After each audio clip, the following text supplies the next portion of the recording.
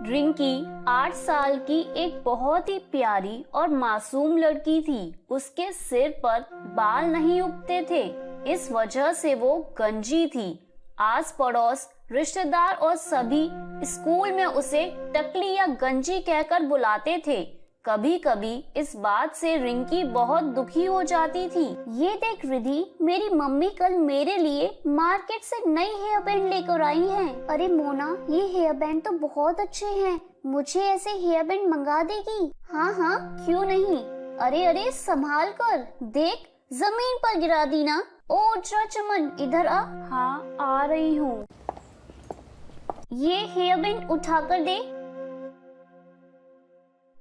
Thank you. अच्छा, अगर तुझे चाहिए तो मैं तेरे लिए भी एक हेयर बैंड मंगवा दूं? नहीं, मुझे नहीं चाहिए। तू भी पागल है। ये गंजी अपने सिर पर हेयर बैंड कैसे लगाएगी? ये तो टकली है, टकली। अरे मैं तो भूल ही गई थी, ये तो उजरा चमन है। तभी वहाँ क्लास की टीचर आ जाती है और सब बच्चे अपनी अपनी सीट के पास खड़े हो जाते हैं। गुड मॉर्निंग बच्चों, आज आप सभी के लिए एक बहुत अच्छी न्यूज है। हमारे स्कूल में एक बहुत बड़ा फैशन शो होने वाला है, इसलिए जिसको भी पार्टिसिपेट करना है वो अभी से तैयारी शुरू कर दे। वाओ, फैशन शो, फिर तो मैं ही सबसे सुंदर दिखूंगी। यार मोना, तू तो बहुत सेल्फिश है, हम भी तो सुंदर लग सकते हैं। तू तो हमेशा अपने बारे में सोचती है, ये बात तेरी अच्छी नहीं है। अरे नहीं नहीं, मेरा वो मतलब नहीं था। तुम सब भी सुंदर हो, पर मैं एक रईस घर से हूँ, तो मेरे मम्मी पापा मेरे लिए महंगी ड्रेस खरीद ही देंगे। तेरे मम्मी पापा तो नौकरी करते हैं ना, तो वो तेरे लिए इतनी महंगी ड्रेस नहीं खरीद पाएंगे। और मेरे बाल भी तो कितने लंबे और सुंदर हैं, तो मैं पार्लर जाकर अपने बालों में कोई अच्छी सी हेयर स्टाइल बनवा सकती हूँ। पर तुम लोगों के बाल तो छोटे छोटे हैं और तुम्हारे पास वैसे भी इतने पैसे नहीं होंगे कि तुम पार्लर जा सको। मोना की बातों को सुनकर रिद्धि गुस्से में आ जाती है, पर वो उस वक्त कुछ नहीं कहती। रिंकी रोते हुए घर जाती है। पता नहीं मेरी बच्ची का कैसे स्कूल में एडमिशन करा दिया है। सारे बच्चे इसका मजाक उड़ाते हैं, कब तक बर्दाश्त करेगी? बड़ी मुश्किल से तो स्कूल मिला है, हमारी आमदनी के हिसाब से। अरे बच्चों की तो आदत ही होती है एक दूसरे का मजाक उड़ाने की। रिंकी बेटा, हमें कभी भी किसी की बात का बुरा नहीं मानना चाहिए। अगर हम ऐसे ही हर किसी की बात का बुरा मानने लगे तो जीवन काटना बहुत मुश्किल हो जाएगा मेरी बच्ची। अगले दिन रिंकी स्कूल जाने के लिए घर से निकली, लेकिन वो जिस रास्ते से स्कूल जाती थी उस रास्ते से न जाकर दूसरे रास्ते से स्कूल जाती है। पर वो मन ही मन सोचती है, स्कूल जाने का बिल्कुल भी मन नहीं कर रहा। मेरे साथ ऐसा क्यों होता है? मेरे सर पर बाल क्यों नहीं है? अगर मेरे सर पर बाल होते तो मैं कितनी सुंदर लगती, फिर मेरा भी कोई मजाक नहीं उड़ाता। तभी रिंकी को किसी की पुकारने की आवाज आती है। बचाओ बचाओ, मेरी मदद करो, मैं इस गड्ढे में गिर गई हूँ। अरे आप कौन हो? रुको, मैं आपको बाहर निकालती हूँ। इन्हें बाहर निकालने के लिए तो मुझे एक रस्सी की जरूरत पड़ेगी। अब क्या करूँ? रस्सी कहाँ से लाऊं? वो एक रस्सी पड़ी हुई दिखाई दे रही है। किसी तरह रिंकी उस रस्सी की सहायता से उस औरत को गड्ढे से बाहर निकालती है। तुम्हारा बहुत बहुत शुक्रिया साहसी लड़की, तुमने मुझे गड्ढे से निकालकर मेरी जान बचाई। कोई बात नहीं, आप मुसीबत में थी। मेरी मम्मी कहती हैं कि मुसीबत में हमें सबकी मदद करनी चाहिए, पर आप इस गड्ढे में कैसे गिर गईं? मेरा नाम सिंड्रेला है, मैं एक परी हूँ। मैं तुम्हारी परीक्षा लेने के लिए जानबूझकर इस गड्ढे में गिर गई थी।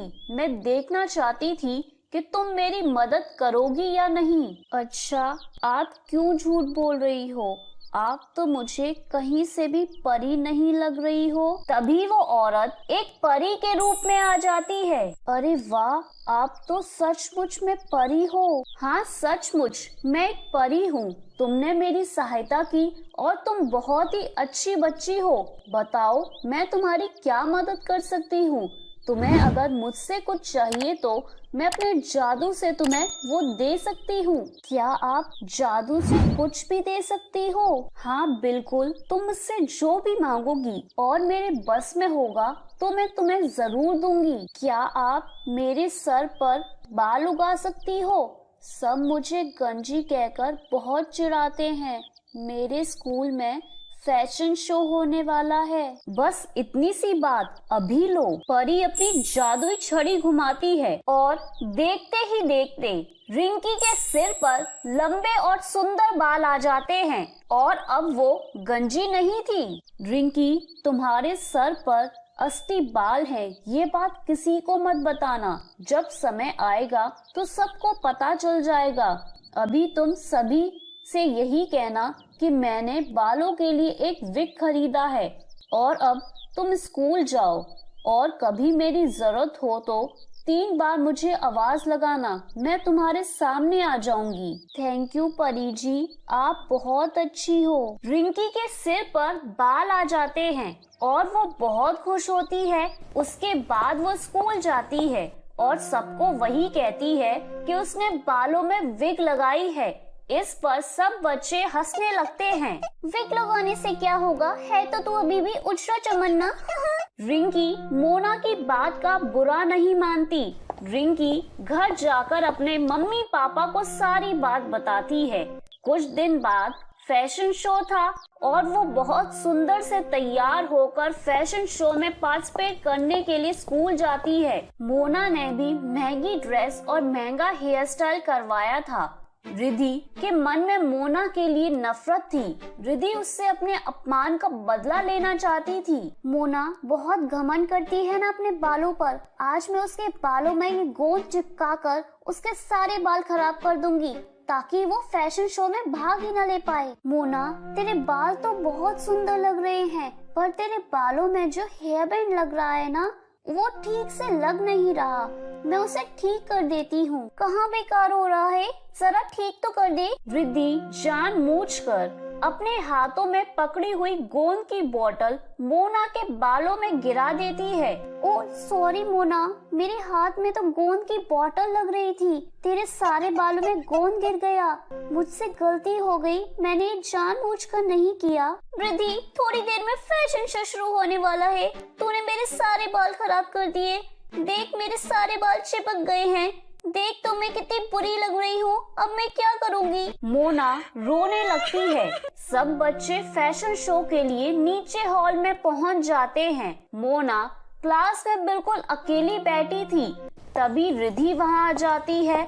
उसे सारी बात पता चलती है। तुम चिंता मत करो, मैं अभी परी जी को बोलती हूँ, वो तुम्हारे बाल बिल्कुल ठीक कर देंगी। रिंकी परी को आवाज लगाती है और वो वहाँ आ जाती है।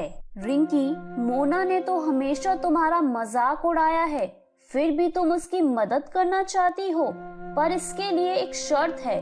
अगर मैं मोना के बाल ठीक करूँगी तो बदले में तुम्हें फिर से गंजा होना पड़ेगा। परी जी, कोई बात नहीं, आप मुझे फिर से गंजा कर दो, पर मेरी दोस्त के बाल ठीक कर दो। मोना रिंकी की सारी बातें सुन रही थी। इसका मतलब रिंकी के बाल असली हैं, इसने विग नहीं पहना। मैंने रिंकी से कितनी नफरत की, इसका कितना मजाक उड़ाया, पर ये मेरे लिए फिर से गंजी होने को तैयार है। सचमुच कितनी अच्छी है रिंकी और मैं कितनी बुरी हूँ। परी जी, आप ऐसा कुछ मत करना, आप रिंकी को फिर से गंजा मत करो। मैं फैशन शो में हिस्सा नहीं लूंगी, आप मेरे बाल ऐसे ही रहने दो। चिंता मत करो मोना, मैं तो रिंकी की परीक्षा ले रही थी, मैं ऐसा कुछ नहीं करूंगी। मैं तुम्हें सीख देना चाहती थी कि कभी भी किसी से ईर्ष्या मत करो। ईर्ष्या करना बुरी बात है। रिंकी, तुम सचमुच बहुत संस्कारी बच्ची हो। तुम्हारे माता पिता ने तुम्हें बहुत अच्छे संस्कार दिए हैं, इसलिए मैं तुम्हारे कहने पर मोना के बाल ठीक कर देती हूँ। परी मोना के बाल ठीक कर देती है। मुझे माफ कर दो रिंकी, मैंने हमेशा तुम्हारा मजाक उड़ाया। मेरी अपनी दोस्त रिद्धि मेरे साथ गलत कर गई। मैं सबको बताऊंगी तुम कितनी अच्छी हो। रिंकी अब मैं चलती हूँ। अब मैं कुछ समय के लिए परी लोग जा रही हूँ, इसलिए मेरा तुमसे मिलना नहीं हो पाएगा। जब भी मैं वापस आऊंगी तो तुमसे जरूर मिलूंगी। रिंकी और मोना दोनों फैशन शो में हिस्सा लेते हैं।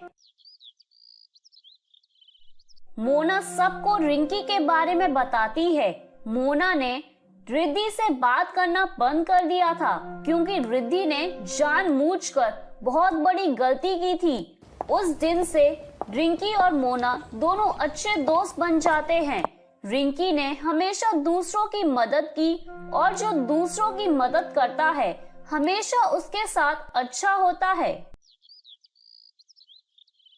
तो मेरे प्यारे दोस्तों, कैसी लगी आपको मेरी ये कहानी? मुझे कमेंट करके जरूर बताएं और अपने दोस्तों के साथ शेयर करें। अगर आपने मेरे चैनल को अभी तक सब्सक्राइब नहीं किया है तो नीचे वाले बेल आइकन को दबाकर सब्सक्राइब कर लें।